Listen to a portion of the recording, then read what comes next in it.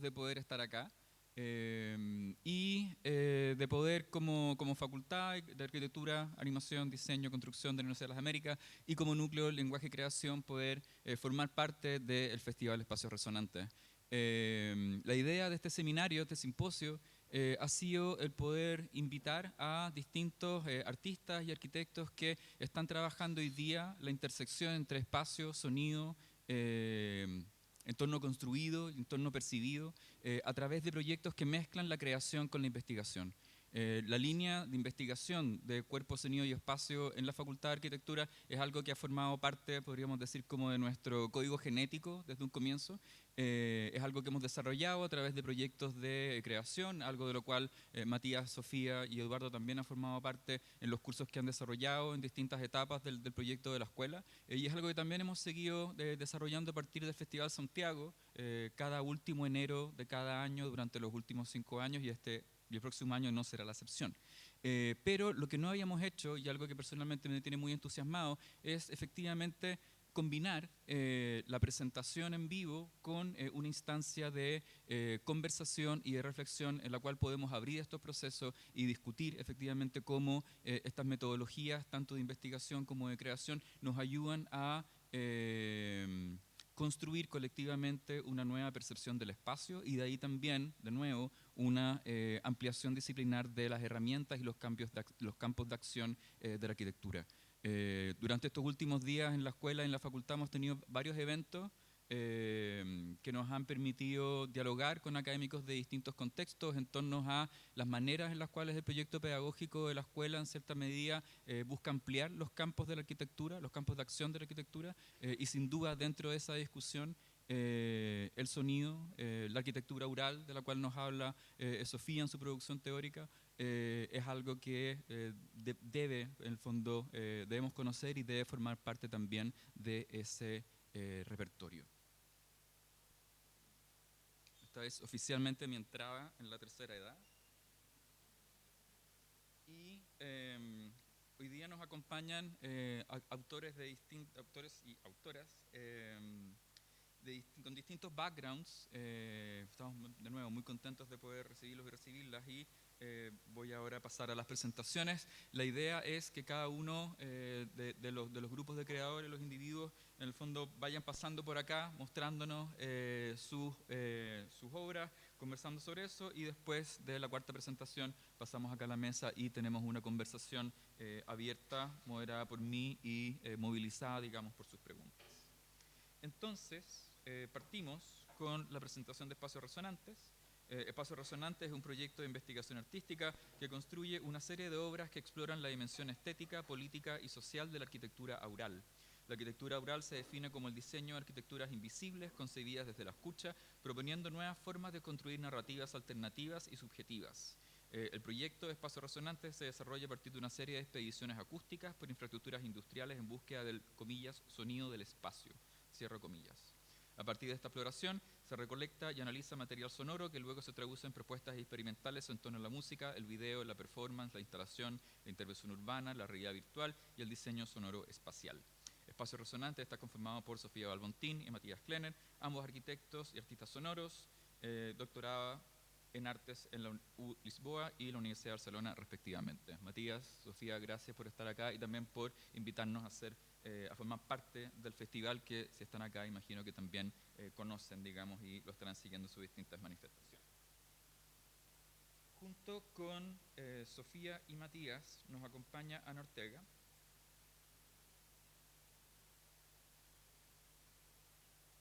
Ana es doctora en Patrimonio y Conservación del... ¿Perdón? Lo siento. Estos lentes no me sirven. Doctora en Patrimonio y Conservación del Paisaje de la Melbourne School of Design de la Universidad de Melbourne. Arquitecta y magíster del Instituto de Estudios Urbanos Territorial y Territoriales de la Pontificia Universidad Católica. Y actualmente es secretaria académica de la Escuela de Arquitectura de la Universidad Diego Portales. Es autora del libro Rieles que unen, Patrimonio Ferroviario entre Estación Central y San Bernardo, publicado desde la Subdirección de Investigación del Servicio Nacional de Patrimonio Cultural. Fue reconocida como la arquitecta responsable de La Serrana, obra de reutilización adaptativa destacada en la Bienal de Arquitectura 2019 en Chile. Andrea, coincidir nuevamente en un espacio de creación. Luego de la presentación de Espacios Resonantes y Andrea tendremos la presentación de Álvaro Daguer. Álvaro Daguer Ahumada es músico chileno destacado por su participación en diversas agrupaciones y proyectos musicales. Es miembro de bandas como A Full Cosmic Sound, Dimensión 11, Glorias Navales, La Bandas y El Jardín de las Matemáticas. Además ha colaborado con otros artistas bajo su propio nombre, incluyendo trabajos conjuntos con Chotto Dovi. Su labor se extiende al ámbito discográfico, siendo parte de sellos como Etc. Records, Yellow Moon Records y Cosmovisión Registros Andinos. Luego tendremos la presentación de Felipe Cusen. Felipe es doctor en Humanidades por la Universidad Pompeu Fabra y profesor titular del Instituto de Estudios Avanzados de la Universidad de Santiago de Chile, donde dirige el doctorado en Artes y Humanidades. Sus investigaciones académicas y creativas abarcan las relaciones entre literatura, música y artes visuales, la poesía experimental, las tecnologías digitales, la mística y el pop. Publicó La Oficina de la Nada, Poéticas Negativas Contemporáneas, con ciruela al 2022, la cual recibió el Premio de Investigación y Humanidades del Ministerio de las Culturas. Muchas gracias, Felipe, por aceptar nuestra invitación. Y nuestro invitado internacional es Pablo Ellenbaum. Pablo es arquitecto y doctor en urbanismo por la Universidad Politécnica de Cataluña, investigador del CONICET y profesor de la Universidad Torquato Di Tella. Su línea de investigación se centra en la producción del espacio estatal y los procesos de urbanización, explorando la auralidad de los paisajes a través de la discusión teórica y la reflexión desde las prácticas de la escucha. Para ello, combina técnicas de agregación de campo y cartografía crítica. Es miembro del grupo de estudios de la auralidad y prácticas de la escucha y dicta el seminario taller Auralidad, Grabación de Campo y Cartografía Crítica en la especialización en arte sonoro de la UNTREF. Ha participado en el programa de residencia Soma Rumor y ha presentado su trabajo en eventos como el Encuentro Latinoamericano de Arte Sonora, el Festival Sonami y las muestras de formaciones en el Centro de Arte Sonoro Caso y donde en la Galería Acéfala. Sus investigaciones han sido publicadas en revistas como Aiestesis, Revista 180 e Ideas Sónicas. Y con esto dejo a Matías para que nos presente un poco más el contexto del festival del cual estamos formando parte. Muchas gracias.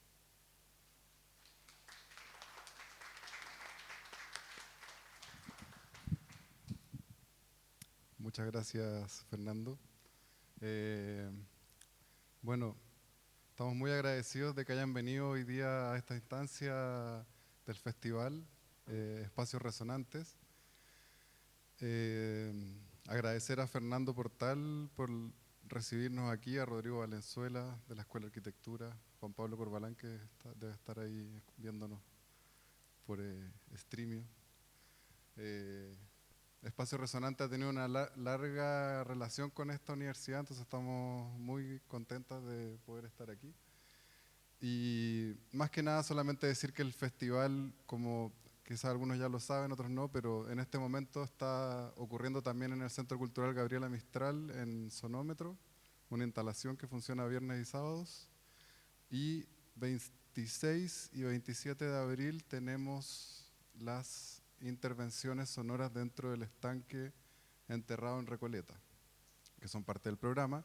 Y el 22 de abril, antes de eso, son los talleres en el Centro Cultural de España. Entonces las invito a que vean la programación del festival. Y bueno, dicho todo eso informativo, partimos con las presentaciones. Andrea, vamos con la nuestra. Gracias.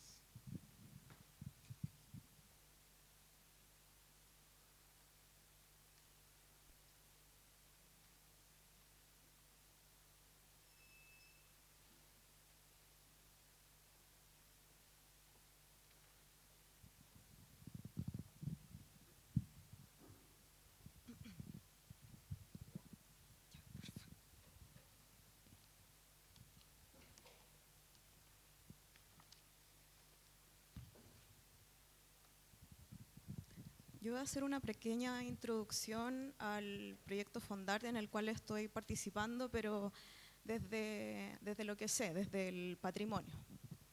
Lota, reconocida como la primera ciudad industrial de Chile por más de 150 años, un enclave monoproductor basado en la extracción del carbón, es un territorio que conserva capas materiales y simbólicas vinculadas al trabajo minero, industrial, extractivista, así como la memoria y la lucha obrera que tuvo como escenario principal el subsuelo.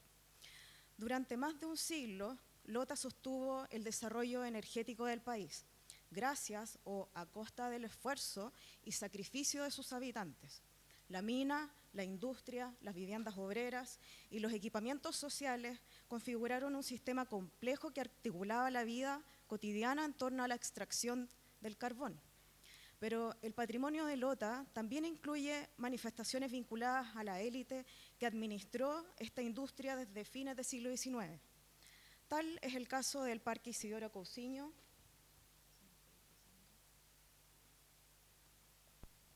o Parque Lota, uno de los primeros jardines históricos con diseño paisajístico francés en Chile, que representa la mirada ornamental y el poder de la élite industrial terrateniente. El cierre de las minas en los años 90 marcó el colapso del modelo extractivista e inició un proceso abrupto de desindustrialización, cuyas consecuencias aún se sienten en la comunidad y en el paisaje. Hoy Lota es un paisaje postindustrial donde existe una disputa por el valor y está actualmente marcado por la decadencia y el abandono. Pero también persisten huellas y en ese contexto ha sido reconocida como un sitio representativo de un posible valor universal excepcional, motivo por el cual integra la lista tentativa de Patrimonio Mundial de la UNESCO. Desde esta perspectiva patrimonial crítica, lo que queda en Lota no es solamente ruinas, sino son resonancias que conservan la memoria histórica del trabajo colectivo, de los cuerpos que habitaron y resistieron los efectos de la industrialización y su posterior abandono. Nuestro proyecto Fondart, desarrollado junto al colectivo Espacios Resonantes, se inscribe precisamente en esa dimensión. No buscamos representar un pasado prístino para ser conservado de manera estática, sino hacer resonar el pasado en el presente, en diálogo con los protagonistas de su memoria y proyectándola hacia el futuro. Antes de activar los espacios de patrimonio industrial mediante el registro sonoro, nos adentramos literalmente en las entrañas de la tierra a partir de una metodología sensible y situada.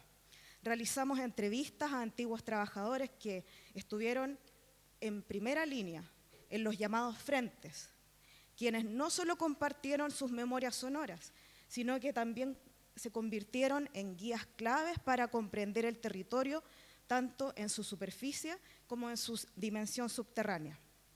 Además, trabajamos con archivos locales del Chiflón del Diablo, lo que nos permitió constatar que aún existen importantes brechas de investigación sobre la historia de esta ciudad. Lota, entonces, es un territorio clave para repensar el patrimonio en Chile, no desde una mirada monumentalista decimonónica, sino desde una mirada crítica que comprende el conflicto, la necesidad de justicia territorial y la memoria sensible. En este contexto, este Fondart para mí, como investigadora del patrimonio, no es solamente un proyecto artístico, sino que es también un proyecto político, porque reactivar el paisaje postindustrial extractivista es disputar el valor, los sentidos del pasado, del presente y de los futuros posibles en el territorio.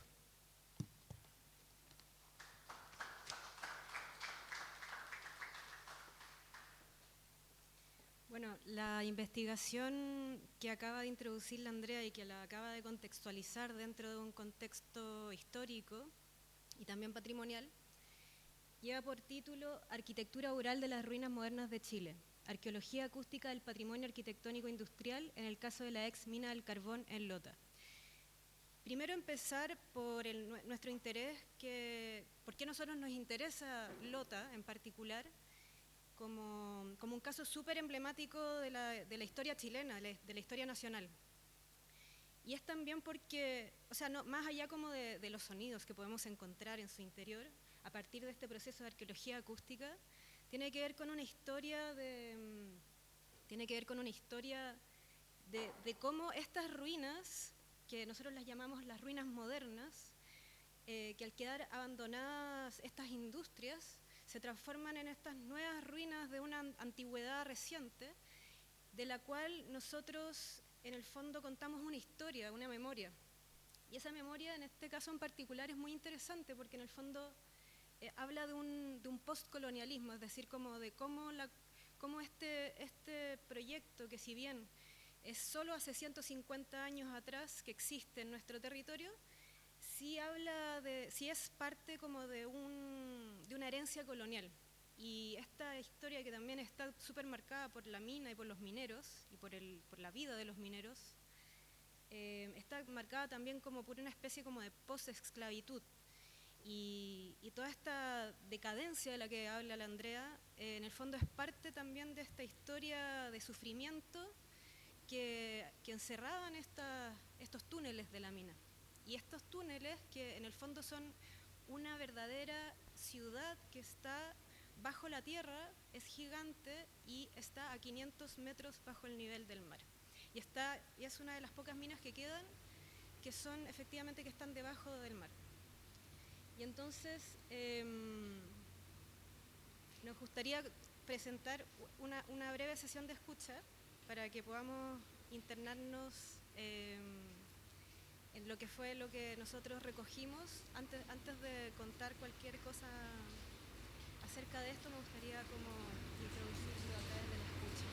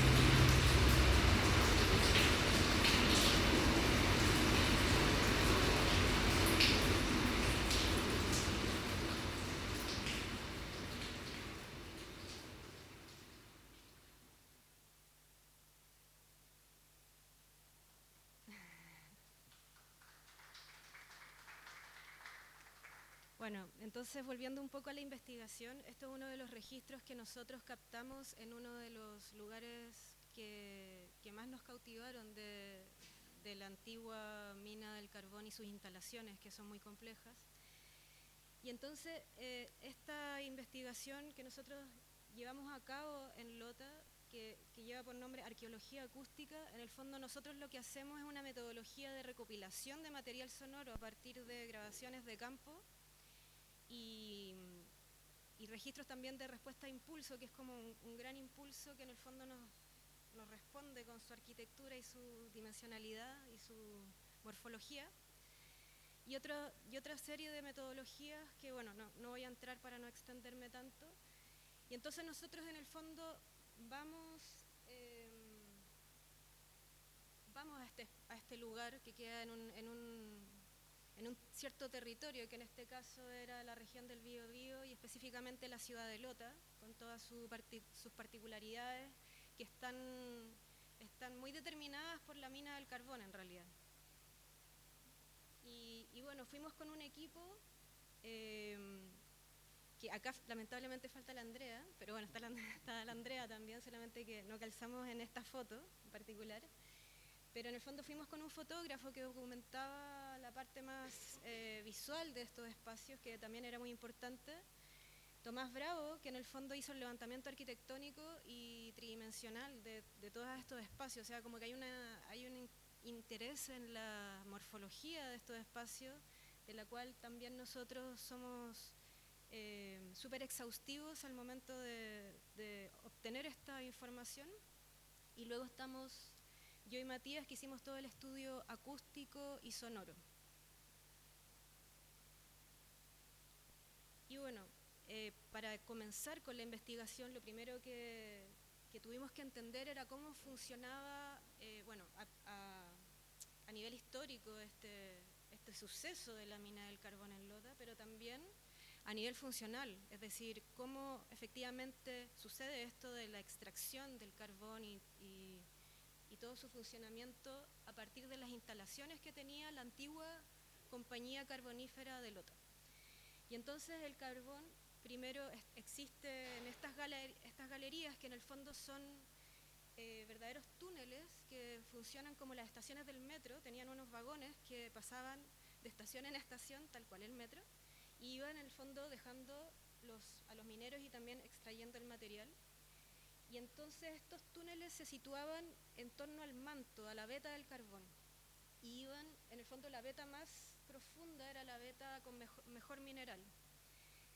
Y después entonces en el fondo estas galerías se situaban bajo tierra en Lota, y para acceder a estas galerías estaban los piques y los chiflones, que en el fondo el pique es el vertical, que es un ascensor que baja hasta las profundidades de la mina, y el chiflón, digamos, que es el que es en diagonal.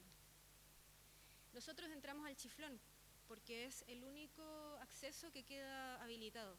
Lamentablemente la mina está casi entera inundada y solamente queda una fracción muy reducida de eso. Y luego, en el fondo, el carbón se traslada en unas winchas transportadoras que van pasando por una serie de estaciones donde se va lavando, se va purificando el mineral, se va almacenando en estos silos que para nosotros era como los espacios de interés en términos acústicos para entender cómo es estas voces que están del almacenamiento del carbón. Y luego se trasladaban a través de unos túneles que pasaban territorialmente de un lado al otro para llevarlo a otras estaciones, digamos, donde finalmente se exportaba de manera terrestre, o se exportaba o se llevaba al silo del puerto, que eran los silos horizontales en la parte portuaria, que estaba conectado a un muelle donde se exportaba marítimamente al resto del territorio nacional o internacional.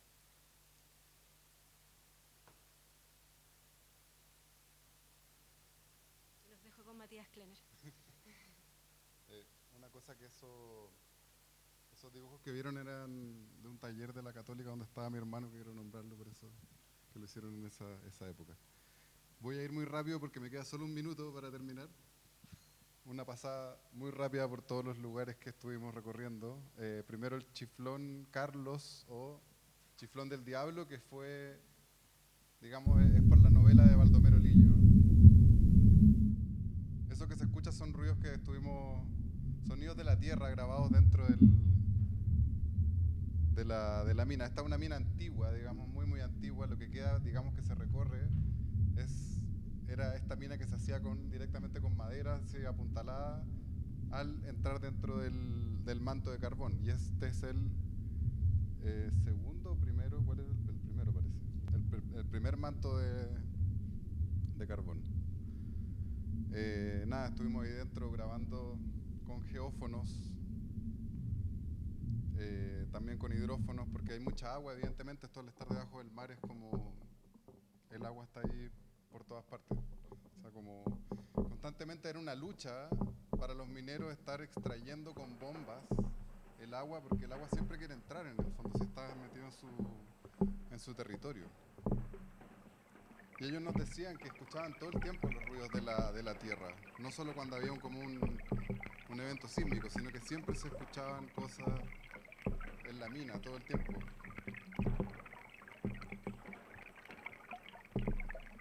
Luego, otro de los espacios que recorrimos fue el Pique Carlos, estos dos que están aquí, que es la parte, digamos, esto ya es minería más moderna, del siglo XX,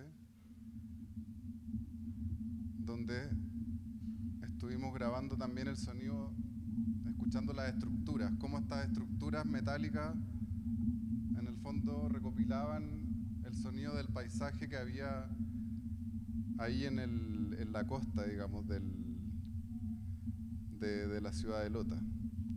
Una cosa particular es que toda esta zona de Nácar, que está ahí, es que está abandonada, pero todo el mundo la utiliza como un parque público prácticamente. O sea, está lleno de gente paseando al perro, corriendo, gente tomando cerveza, fumando porro, o sea, es como las familias paseando. Es una cosa bien particular lo que ocurre. Ahí estábamos grabando las ruedas, que en el fondo esas ruedas eran unas megas motores que subían con los carros llenos de carbón y con las personas también. Ahí en el fondo salía el mineral. Luego la planta se iba a la planta de lavados y arneros, que esta sería la planta de arneros, donde se separaba el mineral. Estas son imágenes interiores de la planta de arneros. Esta es la planta de lavados, que como tal dice, se lavaba el mineral y luego seguía por cintas transportadoras que se iban por tren, por tierra, o se iban a un silo que lo sacaba por mar también.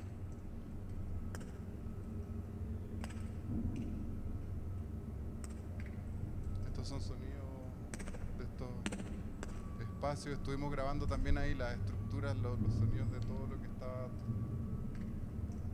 en ese espacio. También hicimos experimentos percutiendo estos objetos. Teníamos que escalar con cuerdas y subirnos por los árboles para poder entrar a estos espacios. Este es el interior de la planta de lavados. Acá algunas imágenes.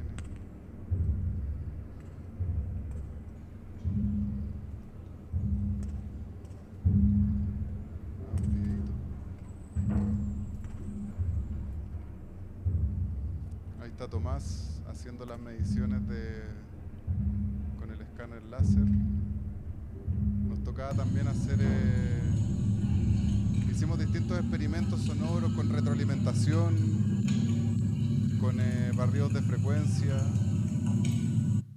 La investigación está en proceso, entonces este material todavía está bien crudo, por así decirlo. Esto es lo que uno hace para medir la acústica de un espacio, que es básicamente la respuesta. Y finalmente estas que son las tolvas, que eran en el fondo un espacio donde se guardaba carbón al lado del pique, que se cayeron directamente al mar. O sea, desde ahí arriba el edificio cayó completo y quedó ahí. Y voy a tener que pasar muy rápido porque ya hay que pasar al siguiente. Esto va a estar publicado en nuestra página web. Bueno, y este es el silo del puerto, que es uno de los edificios más impactantes e interesantes, que tiene esta forma que parece como el interior de una ballena. En el fondo, por aquí iba el carbón, iba pasando, caía desde allá arriba, y acá abajo había una cinta que lo tiraba y lo iba tirando hacia el puerto mismo y hacia los barcos. Estas son imágenes de la parte de arriba, donde está almacenado.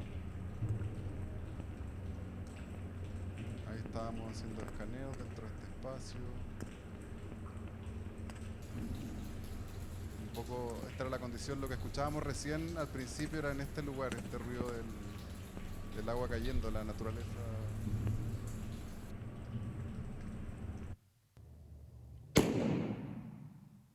Y bueno, con eso hemos terminado. Gracias.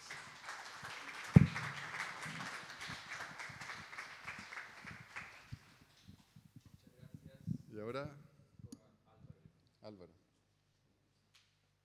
Me presento, soy Álvaro Dagger y además de todos los atributos que mencionó Fernando, soy alumno del Magíster de Prácticas Socioespaciales. Y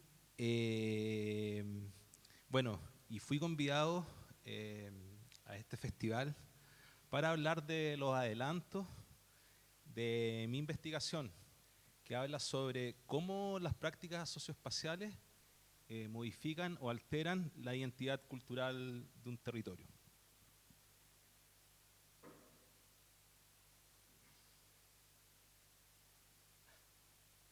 Ahí sí.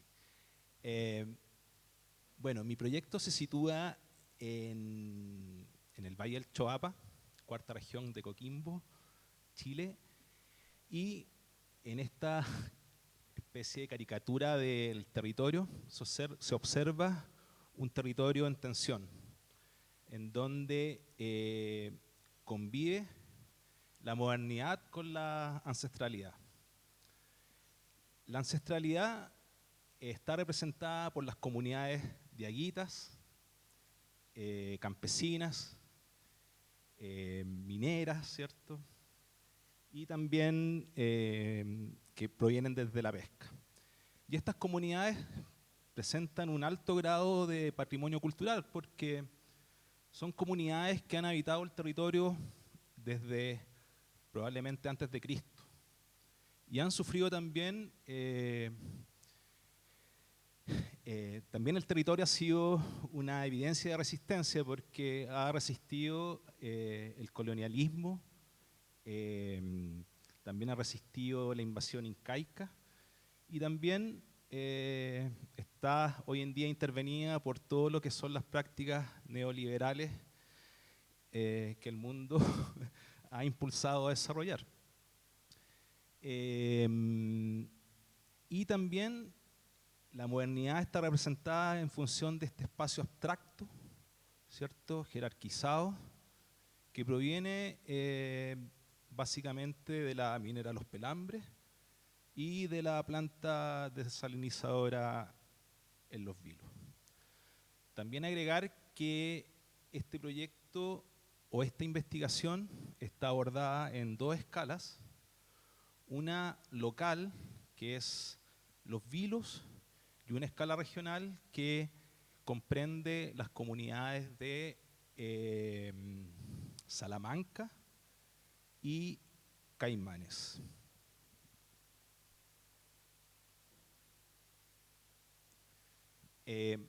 Por su parte, mi investigación que aborda las prácticas socioespaciales está realizada en función de una cartografía. Y la materialidad de mi investigación proviene de la resonancia de dichas prácticas, porque a través del sonido es un poco complejo poder representar las prácticas, ¿cierto? Necesitaría de un instrumento como un video para poder registrarla. Entonces, las siguientes 3 láminas un poco dan muestra de la materialidad de mi proyecto y cómo también voy a explicar cómo también se van configurando los sonidos de estas prácticas socioespaciales. Las resonancias yo las realizo en función de la escucha profunda, que está influenciado por autores como Paulina Oliveros, ¿cierto? En donde ella propone que la escucha como práctica tiene que tener una intención. Entonces, esa intención yo la di en el territorio para recolectar o para recoger esas resonancias que recogen los aspectos socioespaciales del territorio.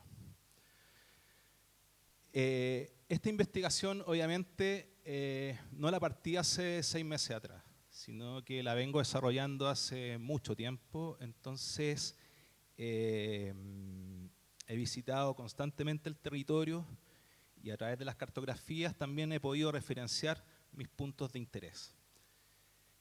Sin duda, los territorios tienen un sinnúmero de prácticas que recoger. Sin embargo, yo me recogí en algunas. Estos son modo ejemplos. También me gustaría agregar que mi proyecto se basa como proyecto final en un álbum que aborda una composición musical en función de todas estas resonancias que yo he recogido desde el territorio. Para continuar, ¿cierto? Bueno, esta lámina de alguna manera recoge todas esas resonancias que yo levanté en el territorio y desarrollé una composición musical en conjunto con todos estos sonidos, influenciado también a través de la música concreta, como autores como Pierre Schaeffer, o también recojo influencias, ¿cierto?, de Murray Schaeffer, también de la música contemporánea, del jazz, del free jazz, y también mucho que ver con la cosmovisión local, porque es un territorio que está muy influenciado por el concepto de la dualidad. Entonces, en mi representación sonora, yo trato de involucrar esos conceptos porque son parte de la cosmovisión diaguita. Entonces, también juego ahí con los conceptos de dual, de armónico, disonante, etc. Entonces, me gustaría mostrarles un poco cómo es esa composición en función de estas resonancias que pude recolectar de estas prácticas sonoras.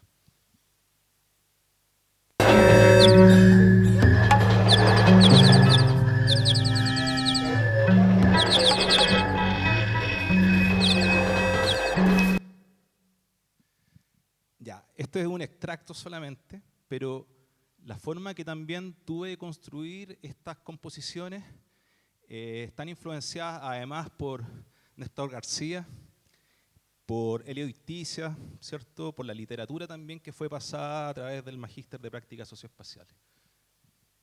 La siguiente lámina muestra, todo, como a modo de ejemplo, los sonidos que yo levanto o las resonancias que yo levanto de esos espacios abstractos jerarquizados como ustedes pueden ver en la pantalla.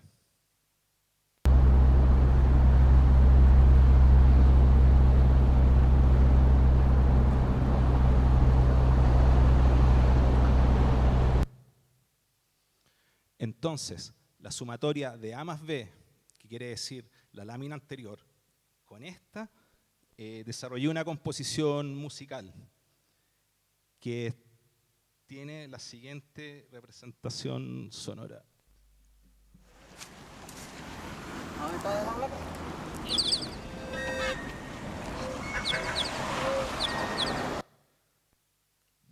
Entonces, de esa manera fui construyendo estas nuevas composiciones musicales con el objetivo de poder también recrear un nuevo espacio o un nuevo paisaje sonoro imaginario que de alguna manera reflexiona sobre cómo la cacofonía puede vincularse con las comunidades en un escenario normal, así como podría ser el territorio de Ventana, ¿cierto?, que hoy convive con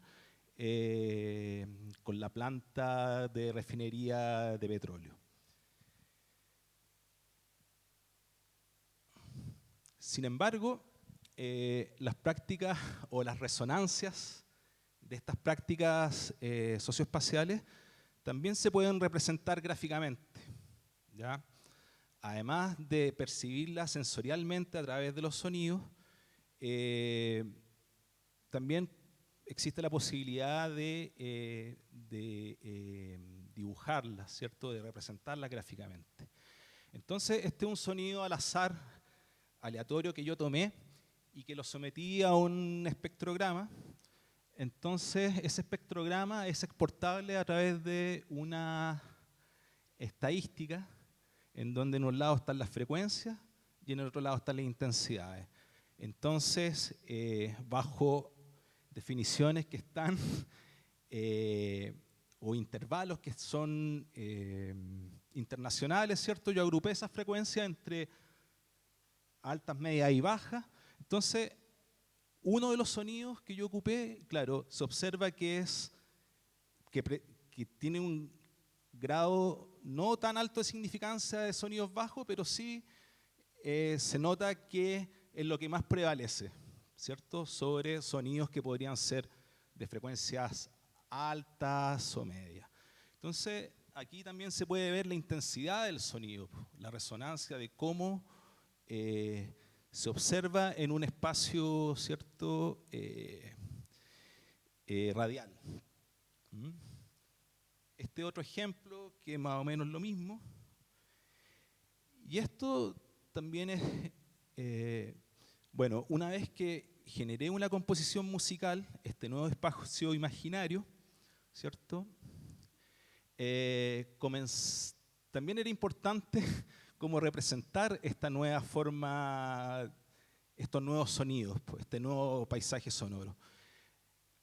Con la idea de representar ese imaginario, ¿cierto? Entonces creé esta composición musical que da muestra de cómo los sonidos que provienen de infraestructura, los sonidos que provienen de comunidades, los sonidos que provienen desde la bioacústica, se van mezclando y van generando esta composición sonora, que, valga la redundancia, recoge todas las resonancias que provienen de las prácticas socioespaciales y de las resonancias que provienen de estos espacios abstractos, jerárquicos, ¿cierto?, y capitalistas. Los sonidos van a comenzar a aparecer de derecha a izquierda y muestran un poco cómo sería este nuevo imaginario.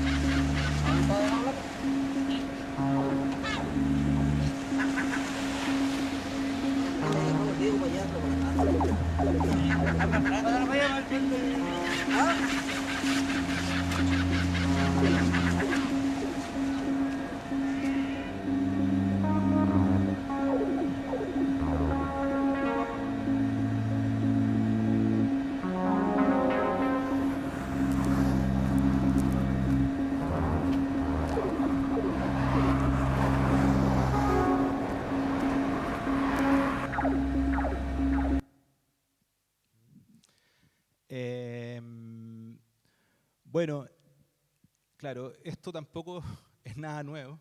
Yo lo recogí de autores como Murray Schafer o Jan Senaki, que fueron los primeros en hacer o intentar dibujar este espacio imaginario proveniente del sonido. Bueno, eso es como mi investigación. Y ahora me gustaría compartir con ustedes una pieza sonora que da muestra de las distintas resonancias que provienen de prácticas socioespaciales, mezclado también con aspectos de este espacio jerarquizado y que serán, como dije anteriormente, incluidos en un álbum que estamos preparando como término del Magíster de Prácticas Socioespaciales. Bueno, espero que les guste y nada, pues muchas gracias a la invitación, muchas gracias a Sofía, a Matías, a Fernando y espero verlos próximamente. Muchas gracias.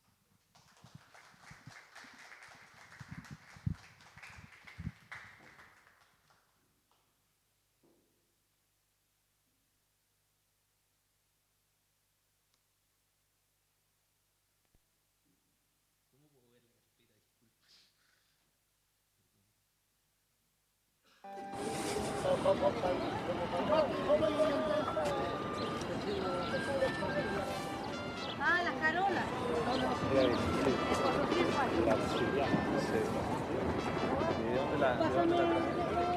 Mire, yo había tenido cosas, pero la vieja que está vendiendo antigüedades y un día la trajo.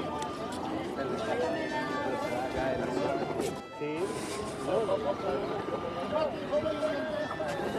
Realiza su labor a través de 3 lineamientos. Ah, las carolas. El agua, el desarrollo de la comunidad y sus actividades es escasa en la zona. Por esta razón, la Fundación definió como uno de sus objetivos centrales apoyar iniciativas que buscan mejorar en forma permanente la utilización del recurso hídrico del río Agua. ¿Cuál es? Como es en la pirita. La pirita. El oro 4. Esta se llama Epidot. Y estas también son de acá, son de Caimán. Y esta, esa me la trajeron de los Andes. Casi pirita. Priorizamos el fortalecimiento de la educación rural, técnico, profesional y la capacitación en diversas ramas que potencian un desarrollo sustentable. Ah, las carolas.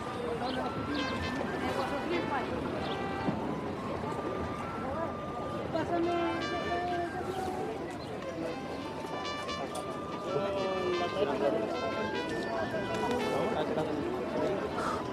Wow.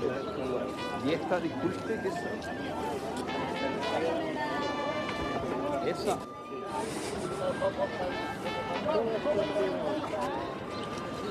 Increíble. Y también, disculpe, ¿de dónde sale?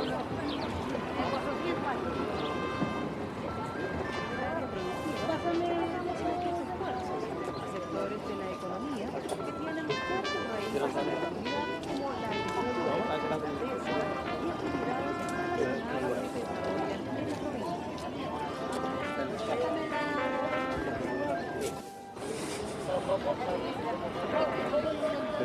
Pero ¿de dónde se trajo esto? Ah, las carolas. Muy caro.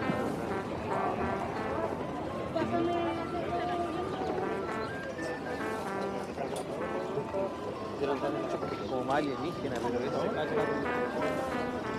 Sí, el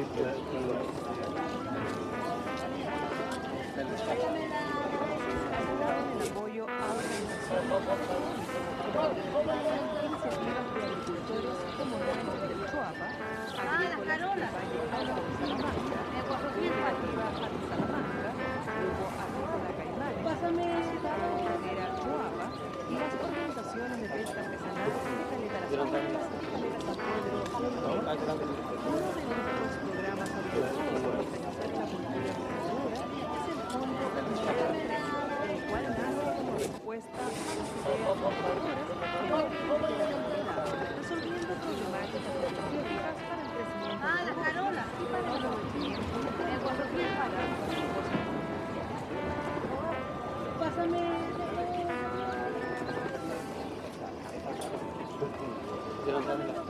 Eso me parece como más reconocible. Todavía se ve todo progresivo y chocolate. Ah, las carolas. Claro. Pásame. Gracias.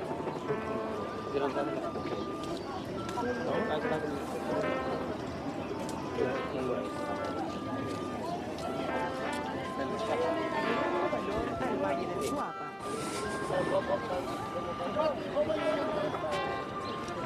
Cada persona debe ser actor de su propio desarrollo. Proyectos viables en el tiempo, sustentabilidad.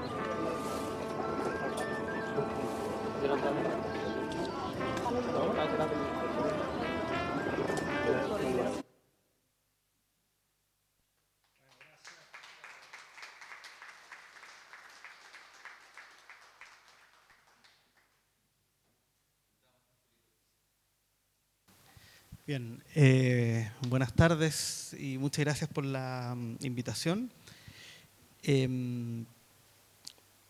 Yo lo que voy a presentar es una investigación que está comenzando, pero que tiene que ver con intereses que van desde hace muchos años, y especialmente en el cruce entre la poesía, la música, las tecnologías digitales, pero también en la forma en las que percibimos o enmarcamos esas experiencias y esos cruces. Aunque parezca un poco raro para lo que después vamos a escuchar, quizá uno de los orígenes de esta investigación fue mi tesis de doctorado, que era sobre poesía europea en distintas épocas, en la Edad Media, en el siglo de oro español, después la poesía del simbolismo francés, en las vanguardias, etcétera. Porque me interesaba la discusión que había habido en distintos momentos en torno a si la poesía debía ser fácil o difícil. Esa era como la discusión.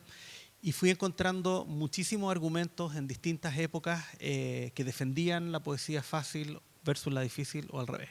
Así como hoy en día podemos escuchar acusaciones de que algo es comercial, que es vendido, o que algo es demasiado sofisticado, elitista. Bueno, los trovadores medievales en Provenza en el siglo XI ya estaban discutiendo con argumentos parecidos.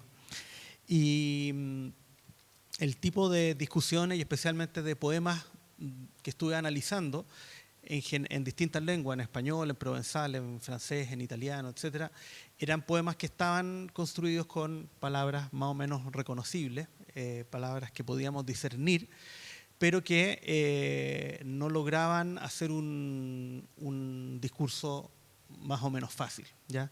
Está el problema de que frente a esas palabras que podíamos ser capaces de decodificar, no entendíamos muy bien cuál era el sentido que estas palabras estaban ofreciendo. Dentro de esa investigación hubo una parte que no toqué o que me acerqué muy puntualmente nomás, que es el tipo de poesía que se crea con palabras inventadas, ¿ya?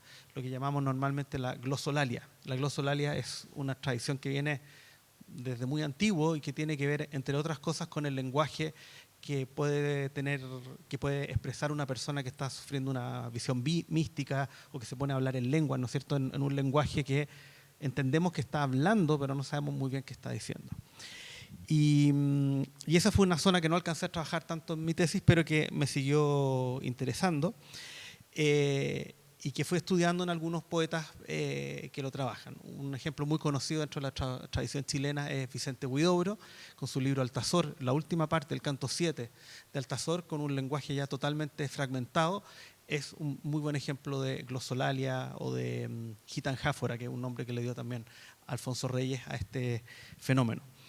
En cualquier caso, eso sí, cuando uno estudia lenguajes glosolálicos, lenguajes inventados, muchas veces se puede dar cuenta que se nota algo de la matriz fonética o de la estructura silábica de los idiomas de los que proviene. Por ejemplo, en el caso de Huidobro, la forma de hacer las sílabas es parecida a la del español, e incluso a veces pueden haber ciertos sonidos que nos recuerdan a algunas palabras que conocemos, aunque sean palabras inventadas. Y por supuesto, además, influiría mucho, no tenemos lamentablemente grabaciones de Vicente Huidobro, pero influiría mucho la pronunciación que haría, dependiendo si viene de una lengua y con una cierta fonética u otra. Luego estuve investigando más sobre la poesía sonora, y la poesía sonora, bueno, tiene varias definiciones, pero yo generalmente entiendo por poesía sonora aquella poesía que se desliga de la página y por lo mismo de la escritura, ¿no es cierto?, y que se desarrolla ya en otros soportes como la cinta o los archivos digitales que permiten trabajar con esas palabras, ¿no es cierto?, alterándolas de muchas maneras. En la poesía sonora, y también ha sido mi práctica muchas veces, ¿no es cierto?, uno puede estar hablando en vivo, ¿no es cierto?, e ir procesando la voz con distintos efectos que la hacen a veces sonar no sé, con ecos, con reverberancias, con distorsión, pero también uno puede grabar su propia voz, alterarla, tocarla de atrás para adelante, de adelante para atrás, expandirla, para que suene más lento, más rápido, subir o bajar su altura. Puede hacer una serie de operaciones que podemos hacer con cualquier sonido, obviamente, ¿no es cierto? Pero cuando lo hacemos con samples que provienen de la voz, ocurre este fenómeno al que me quiero acercar, que es que reconocemos que ahí hay una voz, pero no sabemos muy bien qué está diciendo. Y también esto ocurre en la dimensión gráfica. Existe lo que se llama la escritura asémica, y que es una práctica que lleva muchísimos años. Hay artistas muy importantes, por ejemplo en Argentina, Mirta Hermisache, una de las más destacadas y que nos legó un enorme cuerpo de trabajo en esa línea, o Henri Michaud, o Mira Schendel, o muchísimos otros poetas y artistas han trabajado un tipo de manifestación que parece que se asemeja a una escritura, pero que nuevamente distinguimos que hay algún sistema, una cierta regularidad, signos que se repiten, estructuras verticales o horizontales que nos permiten decir, bueno, acá hay algo, no son líneas sueltas, ¿ya?, pero no sabemos muy bien descifrar qué está diciendo. Y eso es una línea que podríamos decir paralela a esta que les estoy contando de la poesía sonora, que también se ha estudiado. El año pasado Megumi Andrade Kobayashi publicó un libro especialmente sobre este tema que se llama Otras Escrituras, y donde ella defiende que, aunque sean escrituras que aparentemente no se pueden leer, están comunicando ¿ya? Es un lenguaje, no es menos lenguaje por el hecho de que no podamos hacer calzar cada grafema con un sonido y con el componente de una palabra. Dentro de este marco, ¿no es cierto? A mí lo que siempre me ha fascinado es esa tensión que existe o las condiciones que tienen que existir para que creamos que estamos escuchando una voz que nos dice algo o creamos que estamos leyendo algo que no logramos entender. Porque como les digo, si yo pongo un ruido blanco saliendo del computador o si les muestro cualquier raya, no se nos va a producir esa tensión. Inmediatamente las vamos a situar, son rayas, son ruidos y entran en otro, ocupan como otro espacio de nuestro cerebro y no intentamos comprenderlas, las dejamos ahí, ¿no es cierto? En cambio, cuando avisoramos que hay un cierto sistema o una cierta regularidad o una cierta estructura, tenemos esa sensación que me interesa mucho de que nos estamos perdiendo algo, como que se está diciendo algo que no entendemos. Eso, cuando nos enfrentamos a un idioma que no entendemos, es un fenómeno muy común, ¿no es cierto? Yo puedo estar frente a una persona hablando chino, vietnamita, árabe, cualquier idioma que yo no conozca, pero me suena, ¿no es cierto? Y entiendo que, y si veo a dos personas, voy a decir, bueno, se están diciendo algo, yo estoy excluido de eso, pero evidentemente hay una comunicación funcionando. Pero cuando estamos hablando de lenguas inventadas, ¿no es cierto? Obviamente ahí el problema se abre. Y como les digo, a mí lo que me interesa es explorar un poco esa tensión y especialmente pensar además qué es lo que ocurre, y esto es la dimensión ya más subjetiva de cada uno, en qué momento decimos esto es ruido o esto es lenguaje, ¿ya? O estos son rayas o estos son palabras. Esta investigación y esta reflexión que me ha interesado mucho tiempo, la he querido comenzar a trabajar ahora desde la posibilidad de crear o de jugar a inventar un lenguaje propio. Y para eso me ha interesado mucho la relación que existe entre la voz y los distintos instrumentos y dispositivos electrónicos desde hace mucho tiempo, ¿ya? Probablemente ustedes conocerán algunos efectos que se ocupan para guitarra o para distintos instrumentos que aluden especialmente a la voz. El más conocido de esos es el wah-wah, ¿no es cierto? O que a veces se llama cry baby también, que la palabra dice mucho, ¿no es cierto? Un pedal que se ocupa con la guitarra que si uno lo tira más hacia adelante permite que se escuchen más las frecuencias agudas y si lo tira hacia atrás más las frecuencias graves.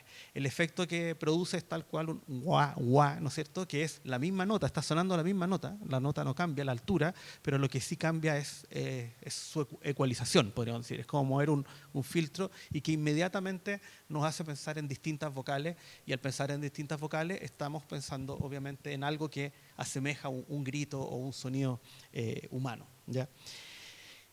Otro dispositivo parecido, ¿no es cierto?, el vocoder, que lo hemos escuchado todos en muchísimas grabaciones, ¿no es cierto?, que lo que hace es que recoge y analiza la voz y al analizar la voz se fija en las frecuencias que se están moviendo y esa información la transmite después a un sintetizador que va a actuar de acuerdo a esa información que le está llegando y también nuevamente parece que estuviera hablando el sintetizador.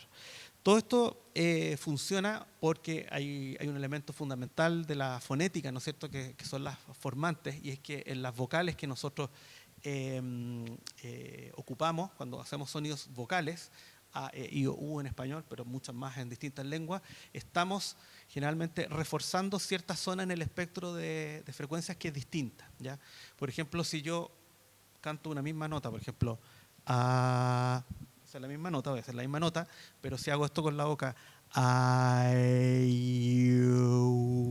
la nota se mantuvo, ¿no es cierto?, en la misma altura, pero fuimos distinguiendo distintas vocales, A, E, I, O, U, porque en la manera que yo iba cerrando la boca voy privilegiando o no ciertas frecuencias. Y todos entendemos eso, lo distinguimos. Entonces, cualquier efecto como estos que juegan con mover las frecuencias, ¿no es cierto?, y producen lo que se llama la formante, ¿no es cierto?, nos hacen pensar en una voz de alguna manera, que está, aunque sea, como podemos ver, una voz totalmente artificial. Hay otras maneras de utilizar la voz o tratar de producir la voz con elementos digitales. Otra manera es samplear la voz, ¿no es cierto? Está lleno de samples de voces y hay muchos instrumentos de hardware y de software que también, a partir de voces que ya existen, que han sido registradas y que son manipuladas, pueden producir obviamente también estos efectos vocales. Y también, obviamente, como todo, ¿no es cierto?, esta información de voces que han sido grabadas se puede trabajar a nivel muy intensivo, hoy en día con inteligencia artificial, ¿no es cierto?, y se pueden desarrollar voces inventadas. De hecho, hoy en día uno puede comprar voces, ¿no es cierto?, y comprar casi que la figura de un artista virtual con una voz, ¿no es cierto?, que permite cantar, uno puede poner los textos y las notas que tiene que cantar y elementos del estilo, ¿no es cierto?, y hacerlo de ese modo. Pero esa información generalmente está producida a partir de voces ya existentes, así como se generan imágenes por inteligencia artificial a partir de enormes cantidades de imágenes que antes se han recogido. La manera que a mí me parece más atractiva en este momento no es la de los samples ni la de la inteligencia artificial, porque en realidad no me interesa ocupar inteligencia artificial, gastar ese tiempo, energía, agua en crear voces lo más parecidas a las voces humanas cuando ya contamos con esas voces humanas. Me parece un ejercicio muchas veces relevante o irrelevante, perdón, o redundante. Y me interesan más los sistemas de síntesis que buscan crear un efecto similar, pero no a partir de algo ya existente, sino creándolo con sus propios algoritmos, con sus propias técnicas. Entonces, he estado trabajando con dos sintetizadores, uno el sintetizador Arturia Microfreak, que tiene uno de sus algoritmos, ¿no es cierto?, es de speech synthesis, síntesis de habla, y también con otro sintetizador de Mutable Instruments que se llama Plates, que se ocupa en un sintetizador que se llama PolyVivo, y que ambos están basados en los sintetizadores que existían y que algunos de ustedes, al menos los viejos como yo, van a recordar que existían en varios juegos de fines de los 70, comienzos de los 80, por ejemplo, estas calculadoras que emitían sonido. Incluso los Kraftwerk en algunas de sus obras lo ocupan, ¿no es cierto? Y son esas voces bastante robóticas que podemos distinguir y que también se ocupaban en muchos juegos electrónicos también de la década de los 80. Son sonidos generalmente de baja resolución que sería muy difícil confundir con una voz humana porque tienen una densidad muy distinta, pero que de todas maneras logran transmitir, logran crear algo parecido a un lenguaje. Entonces lo que yo he hecho ahora fue tomar algunos de esos sonidos, pero como mi idea era inventar o jugar a inventar un lenguaje, fui moviendo de manera lo más arbitraria algunos de sus parámetros. Acá les voy a mostrar rápidamente algunos que recogí de Mutable Instruments, del Plates. Perdón, está un poco frío, o sea, fuerte, demasiado. Ahí sí, ya. Dios mío. Estos son algunos que fui moviendo nomás, ¿ya?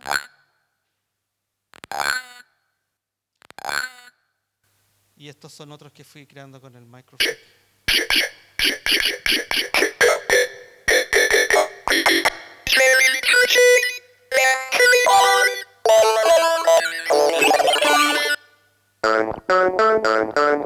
Unos suenan más melódicos, otros menos, con más ruido, etcétera. Ahí.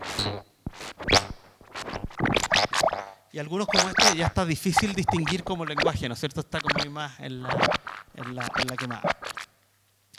Y con esto quise hacer como primer ejercicio, quise inventar una conversación entre varias de estas voces.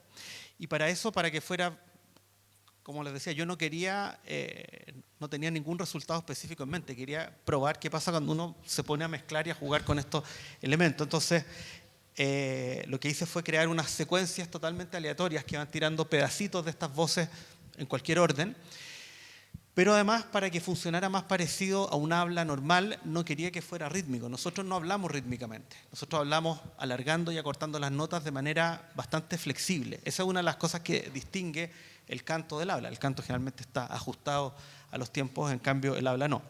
Entonces lo que hice fue tomar algunos discursos de personas hablando, tomé unas entrevistas de algunos escritores y escritoras y tomé el ritmo de esas palabras, ¿ya? Que es un ritmo, como les digo, irregular, y ese ritmo lo hice que fuera disparando los distintos samples. Entonces se produce algo como una especie de murmullo entre distintas de estas voces, y que producen algo parecido a una conversación. Y traté de ponerle algunas reverberancias y efectos espaciales para decir que algo tenga que ver con el espacio, porque hasta ahora no he hablado nada del espacio, que produjera una especie de atmósfera un poquito más, no sé, a mí me parece más tenebrosa, más fantasmática.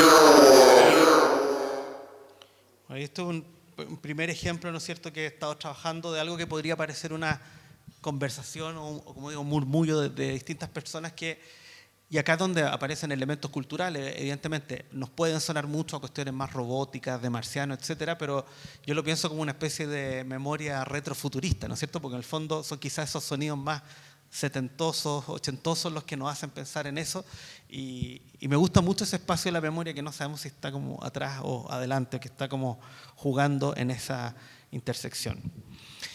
Y finalmente les quería mostrar un ejercicio que he estado haciendo más de composición o para tocar en vivo, algo que me gustaría algún día presentar de manera más extensa. Les voy a mostrar acá un pequeño pedazo.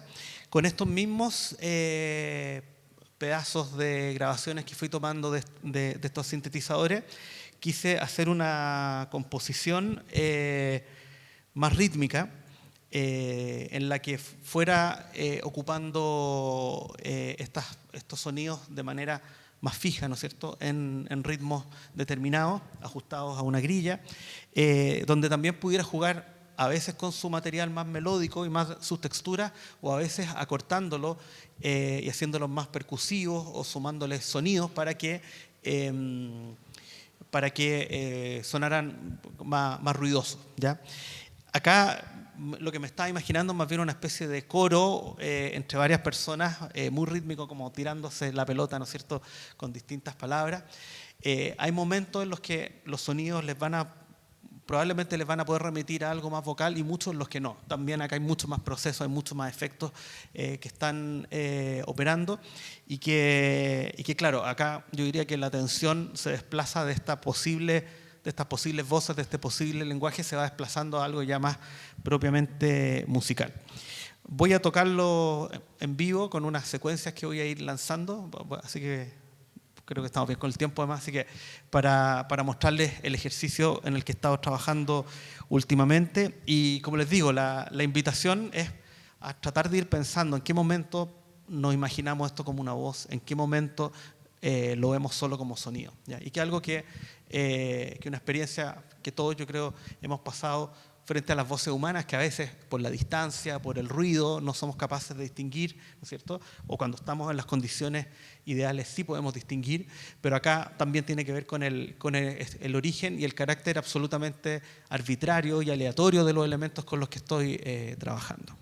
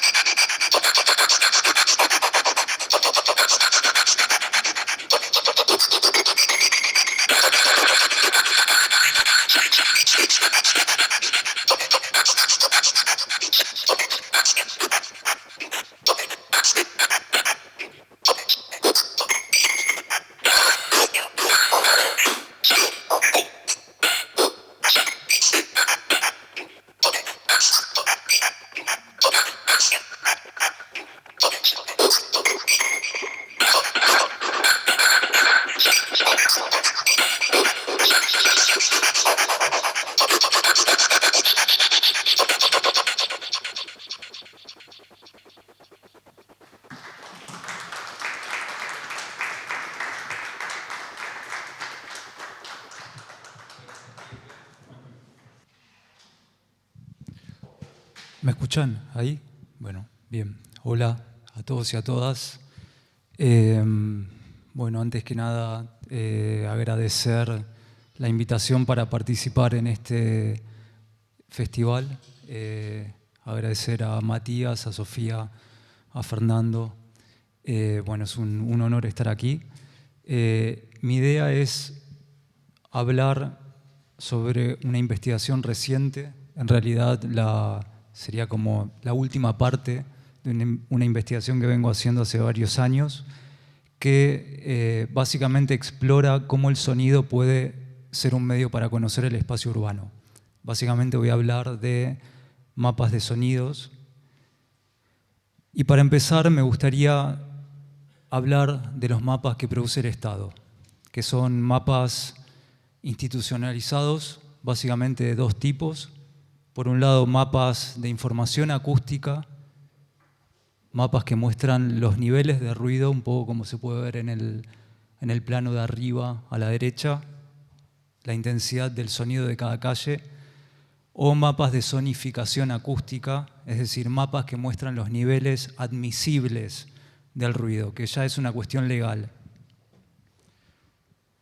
Sin embargo, el mapeo de los sonidos va más allá de una cuestión normativa. El sonido moldea el espacio, el sonido produce espacio y su representación cartográfica tiene mucho que decir sobre el lugar donde vivimos y sobre todo sobre el espacio urbano. Y en este sentido podemos mencionar al menos 3 dimensiones cualitativas del sonido en el espacio urbano. Una dimensión ambiental que nos dice que el sonido define características estéticas e identitarias de los lugares, un poco los tonos, las marcas, las señales que planteaba Murray Schafer ya en la década del 70. Una dimensión social. El espacio sonoro es relacional, o un poco como planteaba Brandon Lavelle, atrás de cada ruido siempre hay una persona.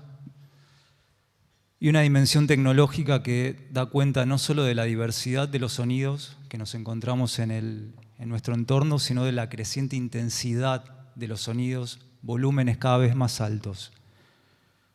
Ahora bien, mapear todas estas dimensiones cualitativas no es fácil y por eso empecé mi trabajo planteando 2 preguntas, 2 cosas: qué métodos, qué teorías, qué técnicas se usaron para mapear los sonidos urbanos y además qué pueden aportar a campos como el urbanismo, como la arquitectura, el arte sonoro, que son los campos en los que me muevo. Entonces, un poco lo que intento hacer con esta investigación es explorar la potencialidad de las representaciones del sonido en los mapas para poder dar cuenta justamente de estos aspectos como más cualitativos, más sensibles del espacio urbano.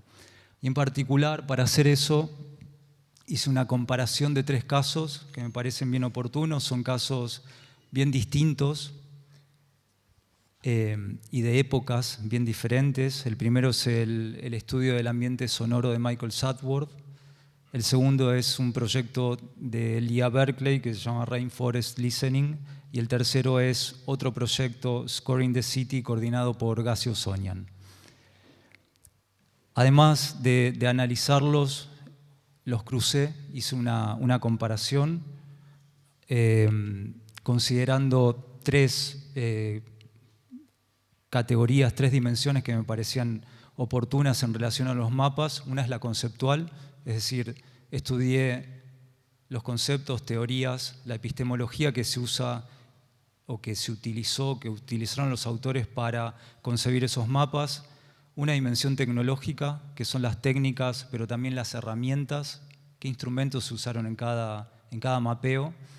Y el tercero es una dimensión más semiológica, más propia de la representación visual, sobre los aspectos como más connotados y otros más denotados, qué queda arriba, qué queda abajo y qué se borra de los mapas. Pero antes de pasar a los casos, permítanme, porfa, decir 2 cosas sobre este marco conceptual que fui puliendo en diferentes publicaciones a lo largo de estos años, que es un marco, como hablábamos hace un rato, bastante ecléctico, con lo bueno y con lo malo que tiene este eclecticismo. En primer lugar, parte de la teoría general del espacio de Henri Lefebvre, que considera el espacio y sobre todo a sus representaciones como una construcción histórica, como un producto social e histórico. El segundo concepto es la cartografía crítica, que viene de algún modo a cuestionar la objetividad de los mapas oficiales, proponiendo representaciones alternativas a los espacios como más oficiales, institucionalizados a través de miradas más participativas, más colectivas. El tercer concepto es el del urbanismo sensorial, que surge en la década del 60, también de la mano de la cartografía crítica, y que viene a priorizar un poco la experiencia como medio de conocimiento del espacio urbano y del urbano en general. Y el último el último concepto que usé es el de auralidad, que es un concepto polisémico. En particular me apoyo en 2 autores, Blazer y Salter, que lo que plantean es que la auralidad se refiere a propiedades físicas, propiedades materiales simbólicas del espacio que podemos experimentar a través de la escucha. Y que para arquitectos, urbanistas, para mí en particular, fue como una apertura, un campo fértil enorme para poder ahondar sobre el conocimiento del urbano y volver de algún modo al concepto de partida, que es la producción del espacio, contribuir a esa teoría y a todos los giros espaciales que se vinieron dando desde la década del 70. Bien, ahora sí, pasemos a los casos. El primero, como les comentaba, el primer proyecto que estudié es el estudio del ambiente sonoro de Boston, desarrollado por Michael Southworth en su tesis doctoral de 1962. Michael Southworth fue colega de Kevin Lynch, no sé si lo conocen, arquitectos, urbanistas, un clásico de la historiografía, la imagen de la ciudad. Los dos colaboraron en el MIT y plantearon este proyecto desde una perspectiva conductista, que era, digamos, el enfoque filosófico, teórico muy en boga en ese momento, en el contexto de la revolución cognitiva de las décadas del 50 y el 60. Southworth hizo algunos experimentos con personas discapacitadas, personas vendadas.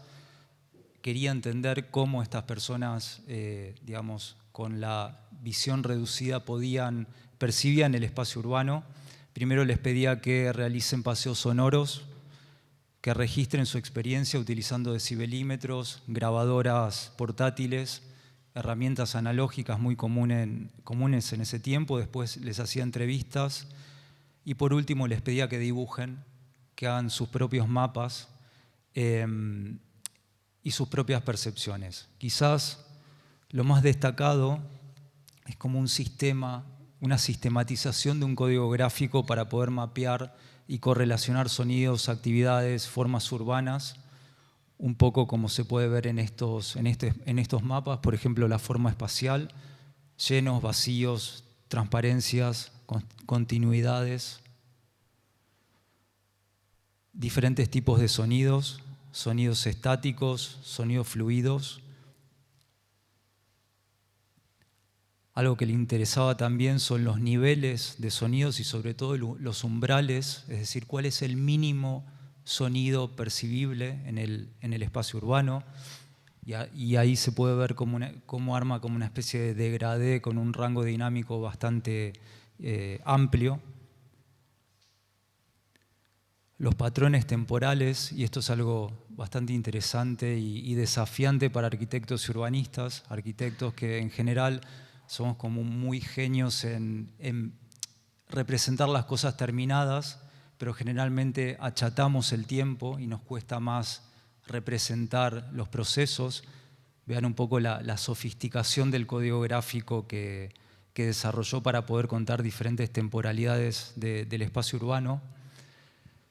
Y por último, lo que me parece más interesante es esta imagen común que intenta sintetizar la percepción visual y la percepción auditiva en un único código gráfico. El segundo caso que analicé es el proyecto Rainforest Listening de Leah Berkeley, que es básicamente una obra de realidad aumentada que permite que las personas escuchen los sonidos de la selva amazónica usando sus propios celulares y auriculares mientras van recorriendo áreas centrales de algunas capitales europeas y de Estados Unidos. Este es un proyecto que se enmarca claramente en lo que podríamos llamar doctrina de la ecología acústica, que propone la escucha como una herramienta para promover la conciencia ecológica. Es una mirada militante y ecologista. Y para eso combina tecnología analógica y tecnología digital, en particular a través de una aplicación que se llama Podwalk, que hay varias, pero esta quizás es una de las más conocidas, que utiliza GPS para reproducir grabaciones geolocalizadas y, en definitiva, crear estas experiencias inmersivas durante los recorridos. Y me interesa, quizás más allá del carácter genérico de la plataforma, porque básicamente usa mapas de Google, lo que propone al final es un mapa que no es lineal, ya que permite a los usuarios poder moverse libremente entre sonidos y, entre comillas, poder componer sus propios paisajes sonoros en la medida que interactúan con el medio físico. Bien, el tercer y último proyecto se llama Scoring the City, que podemos traducirlo como algo así como componiendo la ciudad, que es un proyecto que explora cómo el sonido puede influir en el urbanismo. Es un proyecto impulsado por arquitectos y urbanistas. Y quizás la primera cuestión interesante es que rescata una técnica, la técnica de la partitura gráfica, que es una técnica de la década del 60, pero ahora enfocada con teorías contemporáneas, sobre todo la teoría interpretativa, para sobre todo poder cuestionar esta aproximación como tecnocrática del diseño urbano, proponer miradas más flexibles, más participativas. Este es un proyecto que también se enfoca desde la construcción social de la tecnología, es decir, una mirada desde abajo, es decir, cómo los usuarios producen nuevas versiones de los paradigmas tecnológicos y que además incluye métodos como la autoetnografía, la coproducción de mapas. La idea es poder representar espacios urbanos, es decir, la fluidez de los espacios urbanos. Piensen que la arquitectura separa el sonido y el sonido lo vuelve a unir. La arquitectura separa el espacio y el sonido lo vuelve a unir. Por lo tanto, son espacios que no son euclidianos y que en general quedan totalmente por fuera del radar de las representaciones oficiales o de estatales. Dentro de todas las cartografías que se hicieron en este proyecto, quisiera destacar un trabajo que me pareció muy interesante, se llama 9 variaciones, 35 tomas, de Matilde Mirelles, que explora el río Lagan en Belfast, que es un río utilizado básicamente como un espacio técnico banal, un lugar por donde pasan un montón de infraestructuras, sobre todo redes eléctricas. Acá la idea es poder mapear la disposición secuencial de los transformadores eléctricos, poder visualizar sus principales frecuencias, variaciones de amplitud de las fuentes, poder espacializar, poder hacer emerger, hacer aparecer una infraestructura y una data invisible en el paisaje cotidiano. Quisiera compartirles un audio de este proyecto para que vean un poco de qué se trata.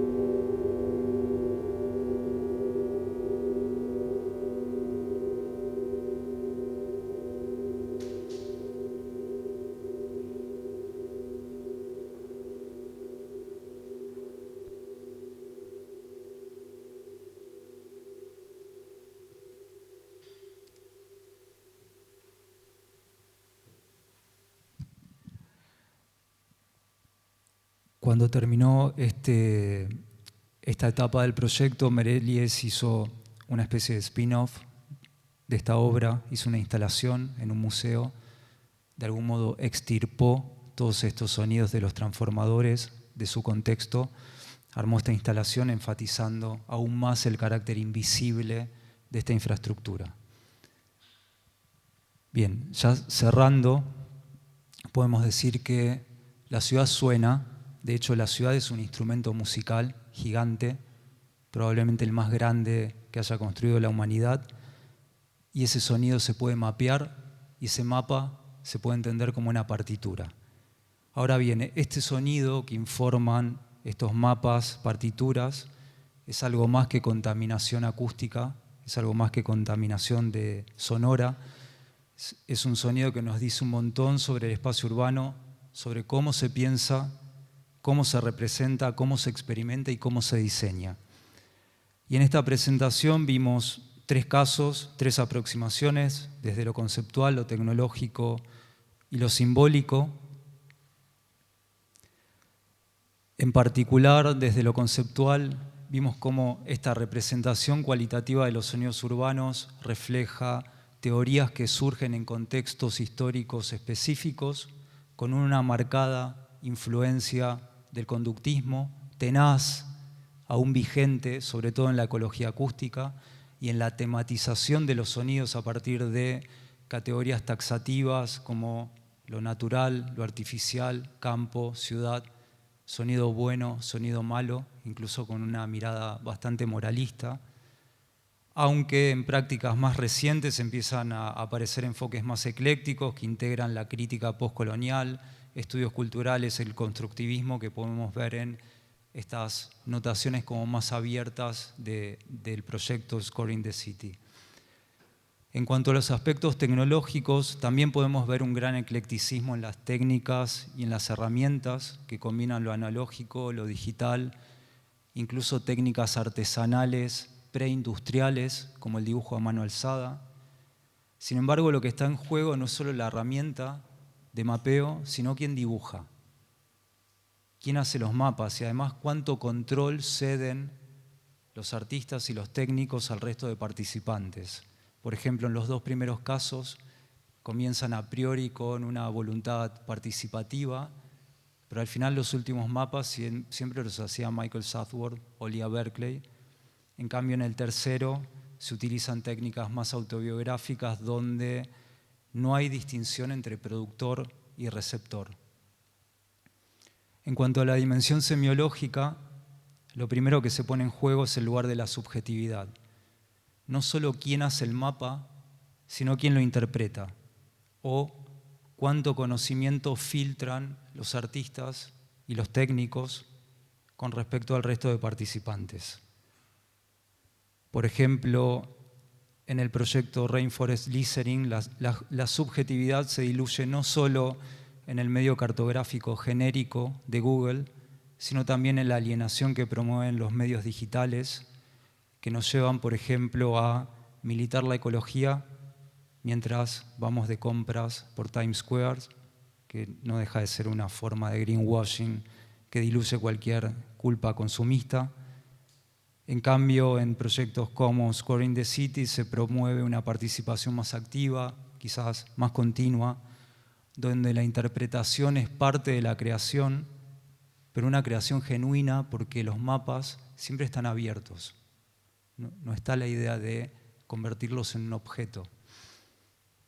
En definitiva, lo que aparece en estos mapas es siempre una tensión de cómo se representan los sonidos urbanos entre objetividad técnica, pero también objetividad de las obras de arte o de la obra como objeto, frente a subjetividades que aparecen, que desbordan la forma, y más allá de los paradigmas tecnológicos y epistemológicos, esto sigue siendo un dilema histórico en el arte y también en la tecnología. Bueno, nada, lo dejo acá y abro la charla y la discusión. Gracias.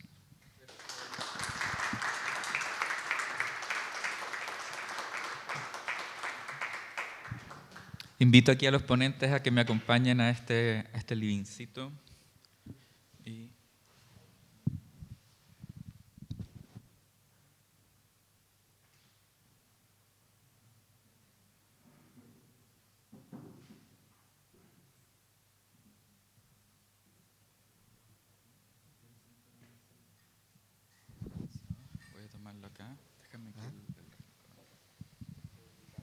el borde, Matías.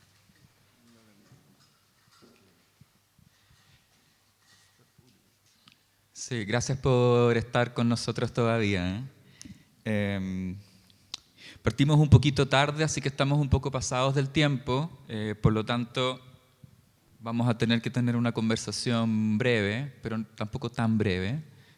Soledad nos ha ayudado ahí a ir a hablar con los guardias para comprarnos un poquito más de tiempo y no tener que salir corriendo del galpón.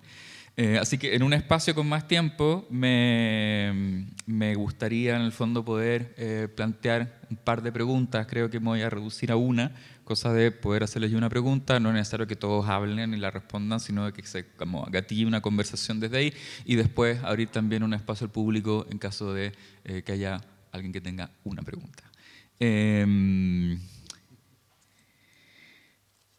Pensaba partir como con algunos aforismos porque nos permiten como ir rápido, pero creo que también tengo que ser generoso con la cantidad de ideas y de prácticas y de registros que han compartido hoy día con nosotros. Entonces me gustaría hacer como un breve recuento y después de eso intentar una pregunta que sea capaz de cruzar un poco la diversidad de experiencia. La intención de esto no es repetir lo que ya hemos escuchado, sino ahondar sobre ciertas cosas que desde mi punto de vista me parece que son fascinantes y que en cierta medida van abriendo como algunas líneas de investigación y de cuestionamiento.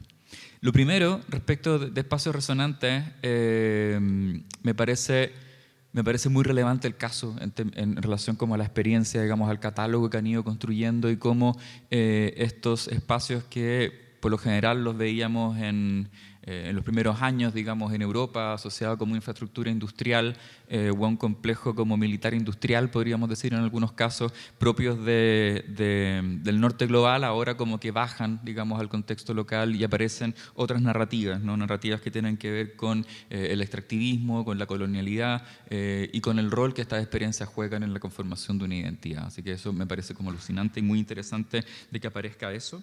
Y también, asociado a lo que lo quiero llevar después, me parece también me parece que empiezan a aparecer ciertas cosas que me parecen muy propias de este problema, del problema de lo sonoro, problema como problemática, digamos, como problema de investigación, que tiene que ver con la relación entre como la visualidad y la sonoridad, ¿no? En el fondo, cómo el sensorium disciplinarmente está medio deformado, al menos desde la arquitectura hacia la visualidad, y cómo empiezan a aparecer contradicciones, ¿no? Los sonidos aparecieron antes que las imágenes, quizás en mi imaginario era más seco, entonces el primer sonido que aparece es húmedo, después aparecen imágenes húmedas, pero en el fondo es una historia que se nos va llenando como a dos canales, ¿no? Aparecen los sonidos, sonidos que son de espacios vacíos, sonidos que son de espacios llenos, cuando trabajan, digamos, con micrófonos puestos dentro o en la periferia, en el borde, digamos, de un material. Y vamos avanzando, claro, con estas dos cosas que no siempre calzan, ¿no? Y ahí el sonido y la imagen tienen como una condición autónoma. En el fondo, las imágenes que vimos no necesariamente representaban lo que estaba sonando. No podemos ver adentro de la tierra o adentro del agua o adentro de las estructuras, sin embargo las vemos, pero no las escuchamos como las vemos, podríamos decir. Ahí hay como una primera disonancia. En el caso de Álvaro, creo que esa tensión entre sonido e imagen aparece también en el sistema de cartografía que tú nos propones para traer a presencia, en el fondo, los sonidos y cómo estos sonidos hablan de cierta cultura.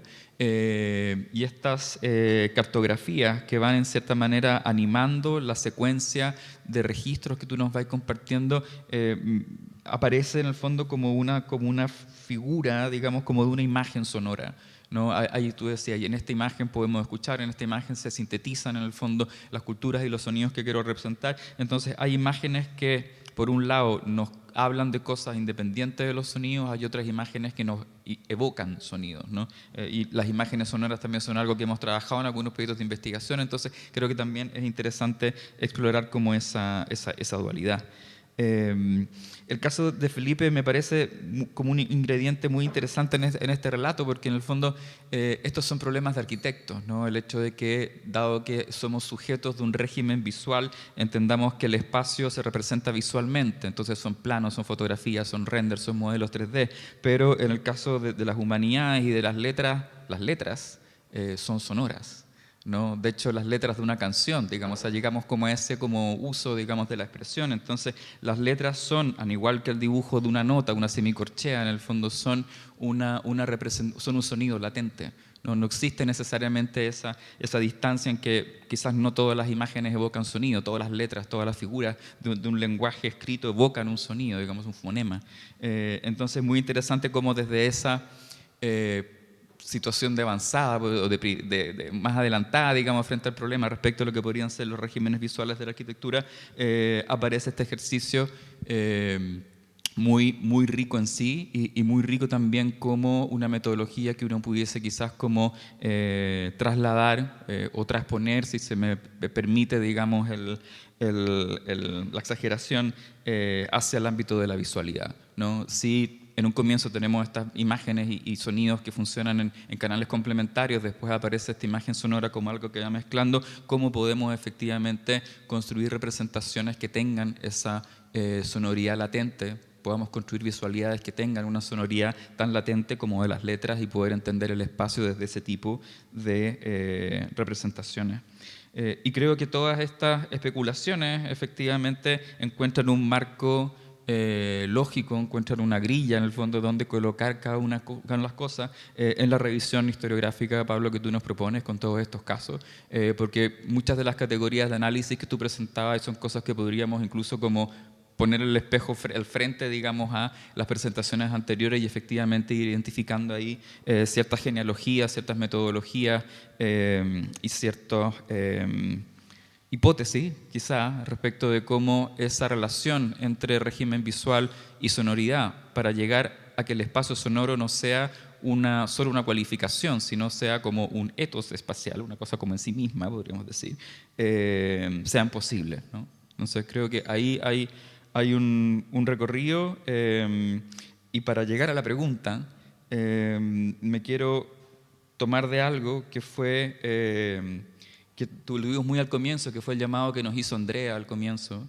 que tenía que ver con esta idea de que en el fondo esto era una activación política, ¿no? Que en el hecho de ampliar el sensorium, digamos, de reconocer los sonidos a través de la sonoridad, no era necesariamente solo un ejercicio estético, sino que había una dimensión política, de que en el fondo en esa acción aparecen otras cosas que la visualidad por sí misma quizás no es capaz de hacer aparecer, ¿no? Entonces sé que ustedes en cierta manera con sus presentaciones quizás ya lo han respondido, pero para nuestra audiencia,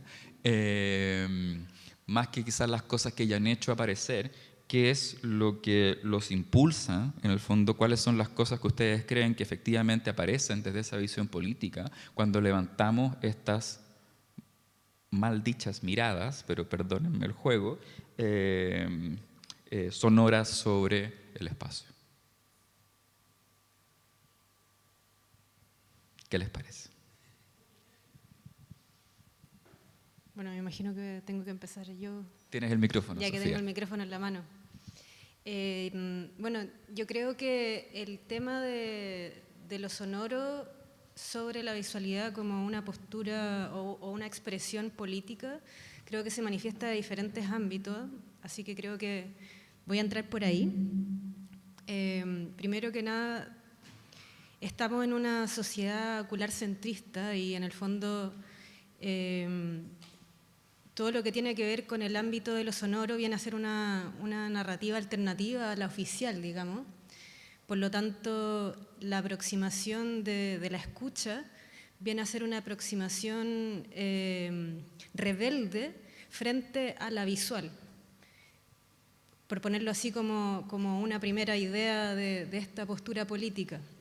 Luego creo que también hay algo con lo mercantil, en la comercialización de las cosas, que en el fondo la cultura capitalista y este sistema económico que al final invade nuestra vida en todos sus recónditos espacios, hay algo ahí también como de lo visual versus la escucha, en el sentido de que lo visual es una cosa como inmediata, estática, que la podemos consumir en un segundo, versus la escucha, que es, en el fondo necesitamos disponer de nuestro tiempo, que en el fondo ya tiene un valor de por sí, para poder entender y conocer esa información, y creo que también este simposio fue parte de esa práctica, digamos, como poder conocer, darnos el tiempo de escuchar y de destinar esa temporalidad a conocer algo a través de otro sentido que es la audición.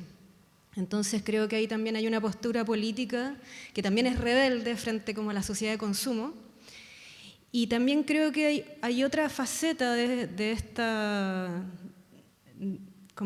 dualidad, o esta más bien confrontación entre lo visual y la escucha, que también tiene que ver con digamos, la racionalización de las cosas, que es una herencia occidental colonial, versus una forma más experiencial y sensorial de conocer el mundo, que también podría yo asociarlo quizás a las culturas ancestrales precoloniales, y que en el fondo ahí la escucha tiene una conexión mucho más con lo que podrían ser las comunidades precolombinas y su manera de aproximarse e interactuar con el medio ambiente y con el contexto circundante.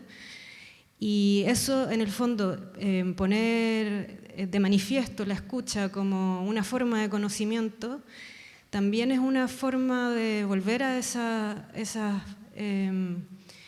quizás esas formas de conocimiento más bien situado y también volver un poco a estas experiencias precoloniales de cómo acceder al conocimiento y de cómo entender el mundo, no a través de la racionalización más asociada al modelo científico y occidental, sino como algo más terrenal, de la tierra, de la pacha. Así que creo que podría como empezar con eso y pasar el micrófono a quien quiera tomarlo.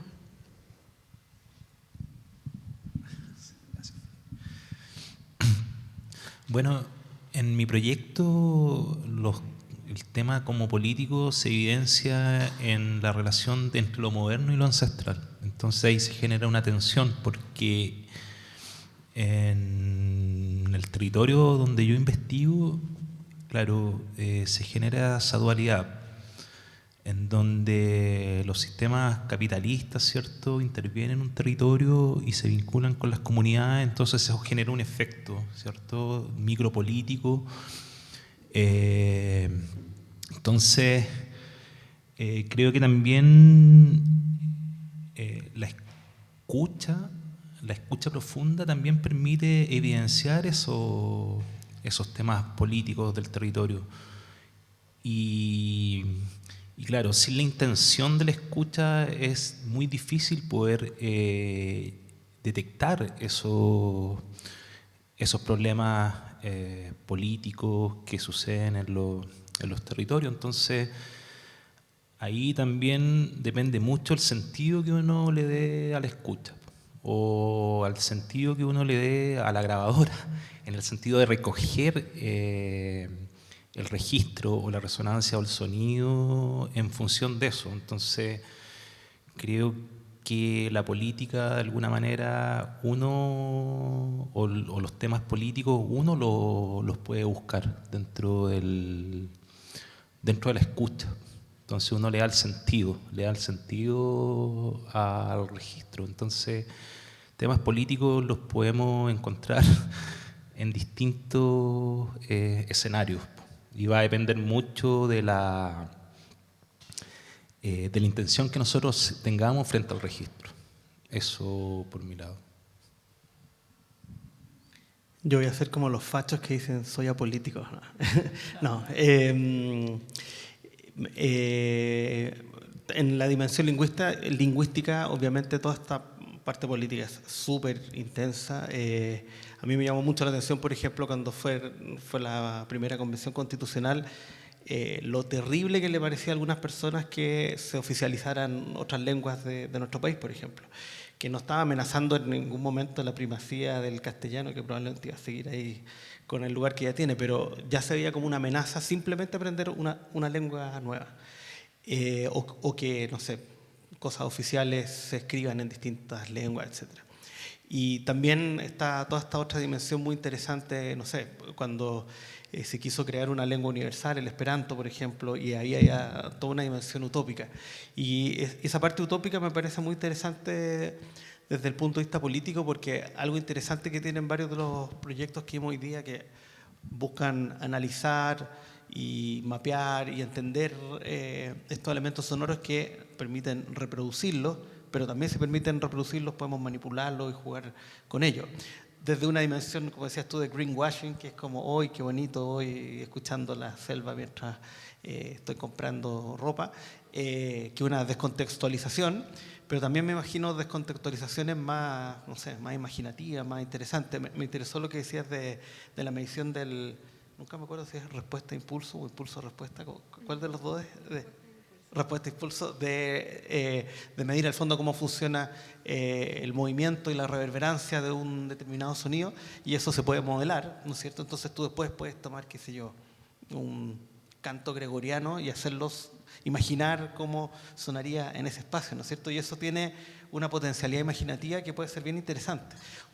Es como lo que ocurre obviamente con la inteligencia artificial, que puede ocuparse para fantasías muy estúpidas o chistosas, pero también hay fantasías que pueden ser más provocadoras, más interesantes. Entonces creo que hay una dimensión latente que me parece muy atractiva de seguir.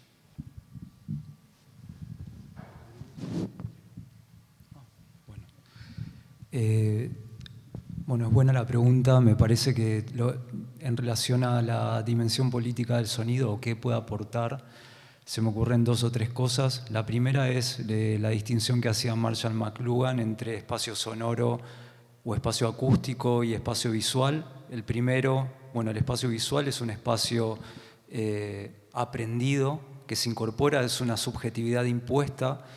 En cambio, el espacio sonoro no tiene centro, no tiene horizonte, no necesita justificación. Al final McLuhan decía que era el espacio de los analfabetos, y eso es poder.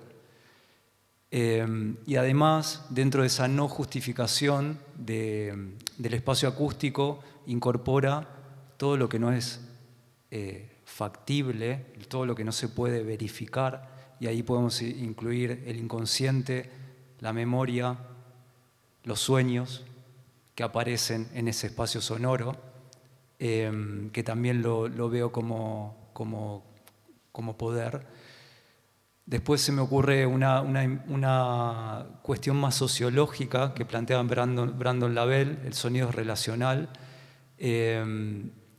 y nos impone la presencia del otro todo el tiempo, y nos impone o nos habilita una negociación, un diálogo y un conocimiento, como una oportunidad, no tanto como una imposición. Y lo último tiene que ver con una cuestión quizás más tecnológica y vinculada a lo que presentaron los chicos antes, sobre esta idea del acceso a los instrumentos o a la música. Pienso en todo el giro disruptivo que hizo la música concreta, básicamente en convertir a la grabadora en un instrumento que, además de ser un instrumento industrializado y totalmente asequible, popular, no demanda ningún tipo de aprendizaje ni de virtuosismo. Es como, bueno, una liberación en relación a lo que debería ser la música como cultura o como intelectualidad, aunque después tuvo una deriva totalmente intelectualizada con la música electroacústica y acusmática. Muchas gracias, Pablo. Muchas gracias a todos. Escuché un aplauso. ¿Vamos con el aplauso o con una pregunta? Aplauso. Muy bien. Muchas gracias.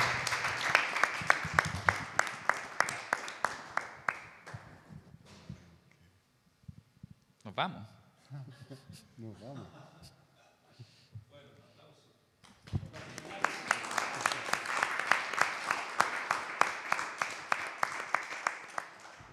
Muchas gracias.